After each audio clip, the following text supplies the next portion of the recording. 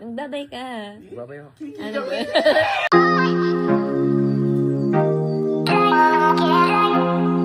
Diretso mula sa embahada at sa live na TV sa It's Showtime si Kim Chu sa kabila ng kanyang nakaimpake na schedule, lumabas siya sa isang classy cardigan, pink na mini skirt, at high heels, na nag-channel ng iconic na Elle Woods mula sa Legally Blonde. Ngayong buwan, ng April lilipad na pati inggong ibang bansa si Paolo Avellino at Kimi para sa kanilang world tour.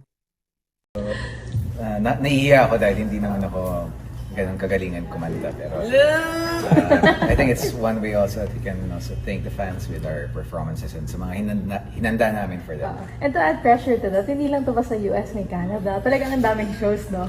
Yes, with tickets. Buy your tickets lang. Pero how do you guys feel, you get to see all your kababayans dyan sa mga bansa niyan, US and Canada. And you're bringing a piece of home to them. Ano lang yung pakiramdam na nabibigay natin yun sa ating mga kapamilya? Ako medyo malambot talaga yung puso ko sa mga kababayans natin abroad, whether they're OFWs or immigrants or residents.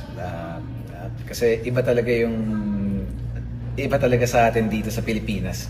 And mahirap rin para sa atin kapag may naiiwan tayong pamilya at may mga namimiss tayo or nagre-reminisce tayo. Kahit mga maliliit na bagay, kahit candy man lang yan or tsokolate or... Magbabay ka. Babay ako.